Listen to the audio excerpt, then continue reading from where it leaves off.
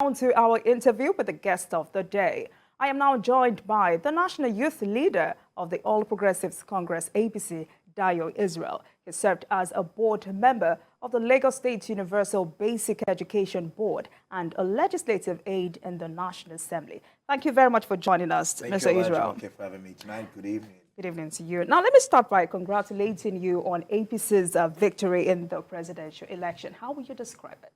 I think it's a great thing to have, says nothing can stop an idea whose time has come to have Asiwaju Bola Ahmed Tinubu elected as President Commander-in-Chief of the Armed Forces of Nigeria. I am particularly looking forward to all the great things that he's got to unleash on Nigerians in terms of job creation, stabilizing the economy, and building on the infrastructure the Buhari administration has laid the foundation on. And also to be able to set Nigeria on his own, on a new path, based on his own experiences, skills, and competence. You will know that he has worked in the private sector.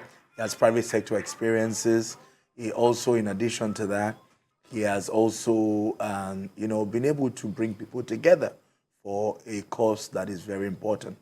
In addition to that, Asiwaju Bola Ahmed Tinubu has the track record of, generating revenue that is put towards the best use of the citizens of Nigeria. And so I know that I'm literally giving Nigerian personally 6 months. It is my expectation that, I know by the grace of God, even in Asiwaju's first 6 months, Nigeria will know that, Lagos, because the kind of product that we produce here, with all due respect to other parts of Nigeria as well, you can see what we've had, the kind of governance and development that we've had here. So I'm really excited. I'm excited for the youth of Nigeria. I'm excited because there's going to be a lot of more innovation. Asiwaju has promised he's going to engage more young people. He's going to not just work for us, but work with us. I know that a section of young people in the society have doubts about his capacity.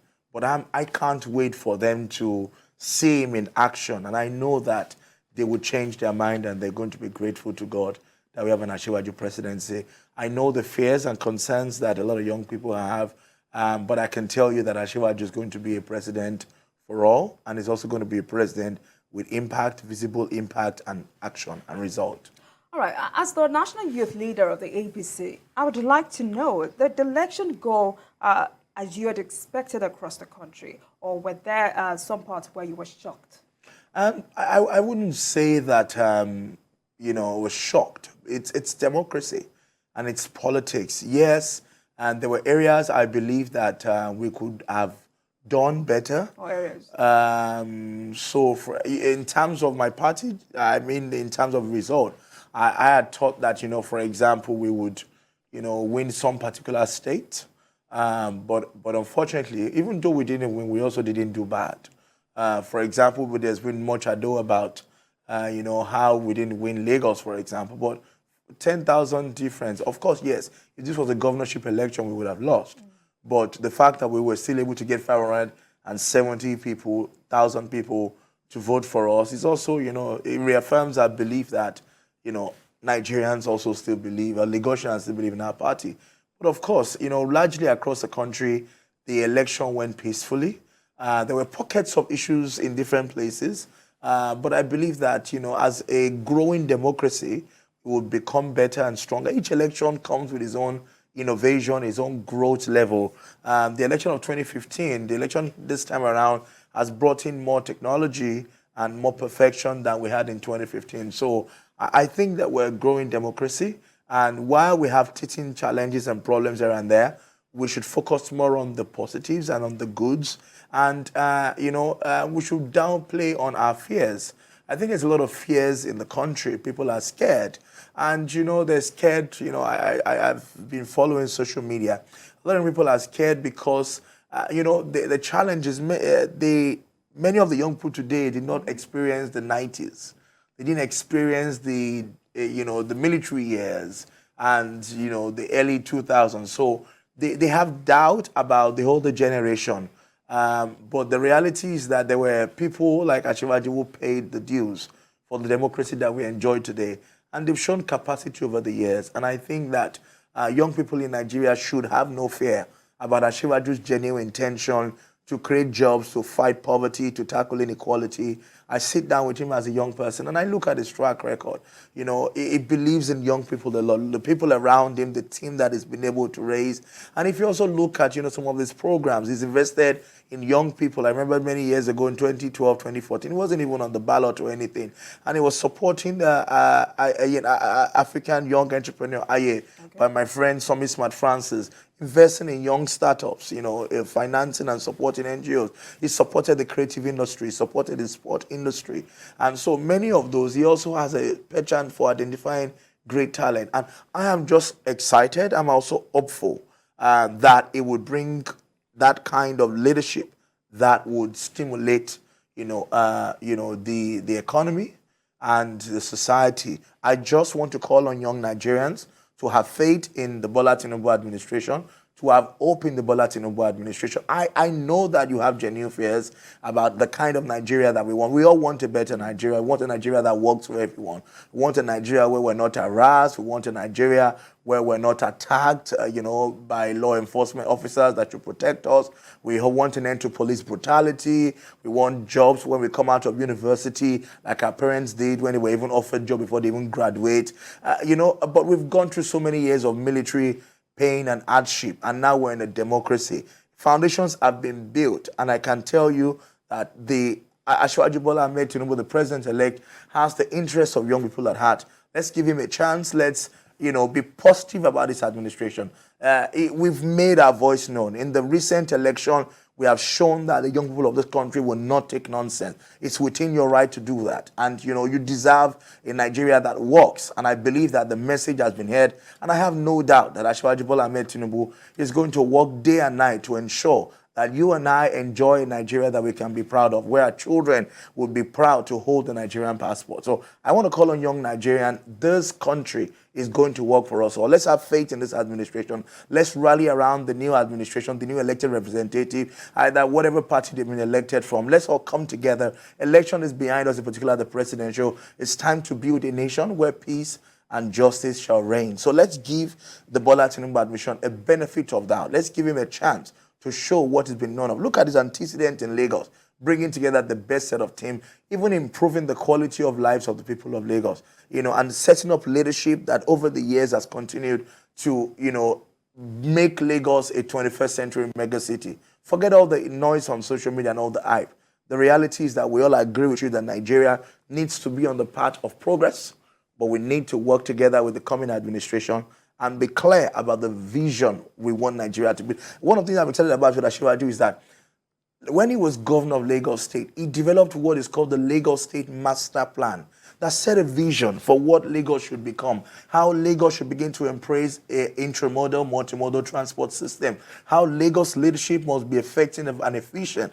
Now, imagine if we're able to use that same capacity to draw up a Nigerian dream that everybody from Sabongari to Sokoto to Taraba to Akwa Ibom can all say this is what we want Nigeria to be by 2050. We need to have that kind of vision. We know what the Americans call the American dream.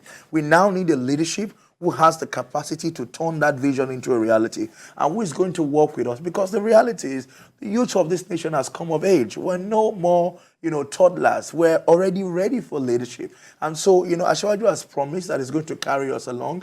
He's going to work with us. Let's open our mind. Let's see what is God for us. Let's engage objectively.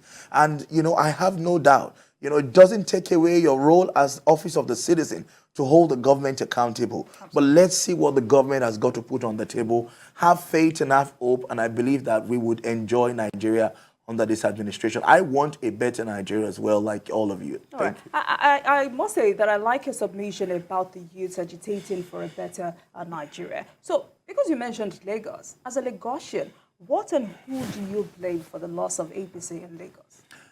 So I don't want to dwell so much on the past. As a matter of There fact, are while lessons to be learned. yes, yes. So while I would point out 4 to 5 things my governor talked about, for example, the Muslim ticket issue, the internal wranglings in the party, in many local government, even for example, my local government, we have 2 factions of council and all of that. While all of those issues can be talked about, I think that the biggest takeaway from this election is that government needs to be more engaging of the younger generation.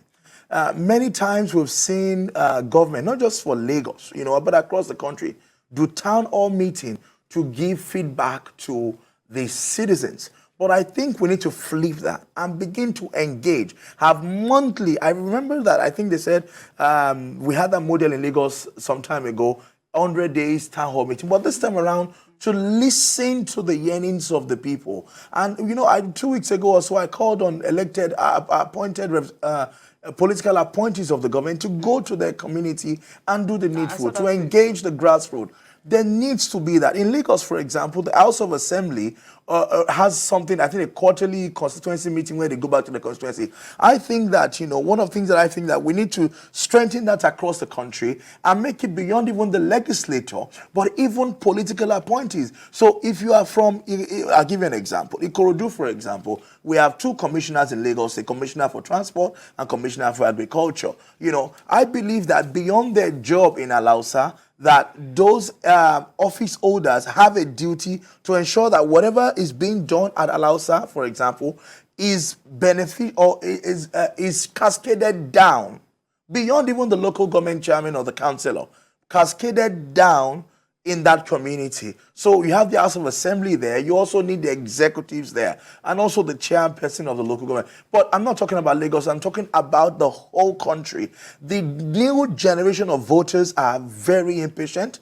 They are restless. They are relentless. They know what they want. And what worked 10 years ago is not going to work in the Nigeria of today. So as political parties, as public office holders, we need to do more of listening to the citizens. And there are a lot. I've been around many communities and local government, and I'm hearing a lot of messaging. And I think for me, what that last week election represented was not just about the internal wranglings on the Muslim ticket. It's to say the people wanted to be heard and they exercised their right to be heard. And I believe that our party across all the levels have heard them. We've listened, in particular in Lagos. And thankfully, we have a listening governor who knows how, one of the best men that I've ever come across with a very heart, what's that word God used for David? A man after my own heart, a man after God's heart. Is Mr. Jide Sanwo-Olu. I spoke recently, I think while I was on this same station, about how, there was something that happened last year or 2 years ago around his birthday. And some people had organized a surprise party for him. And he came in and realized that it was a surprise party. I think we're coming out of COVID. And he called his closest aide who had put the event together into a room and said, what are you doing? Why would you put together a party? And he used a statement. And that statement said, this is a position of humility.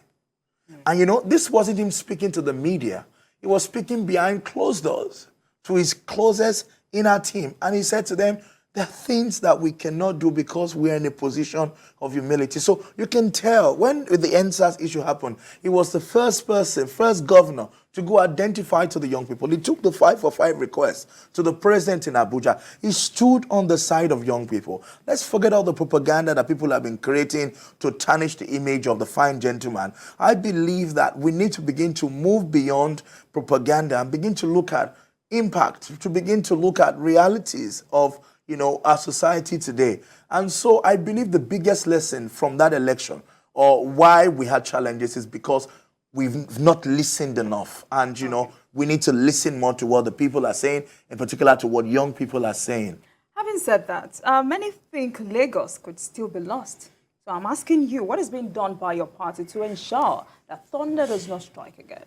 Thank you. So one of the first things, I'm going to take it from where I stopped, that we have done between the last election and now is to listen more. To say, what is the issue? We're building bridges, we're building roads, because we're investing a lot in infrastructure. Our blue line is going to start operation very soon. We're already doing that Odoyalaro Road, which brings you from Maryland, and you don't have to go from Ojota. You don't have to go all the way to Maryland before you get to Bolaji Bank Antonio or Allen Avenue and Okwebi. You can come there, turn at Odoyalaro, and then into Okwebi to Allen and all of that. You know, we're doing roads in Ishuti, in Ikorodu. We're doing roads on Balagu. We're building rails. We're doing the Freedom Way Road that leads to the Lekki Toll Gate. We're doing the coastal roads and many more inner roads. We're introducing infrastructure to help young people, working with the creative industry, even I think it's Ebony Live, to train young people in cinematography and in creative skills. But in the midst of all of that, we've realized that people are also speaking about other things that they think that we should prioritize. And as a party, we've gone back to our people and say, we're sorry that maybe we got carried away with building infrastructure and building the society. We also want to know what more can we do.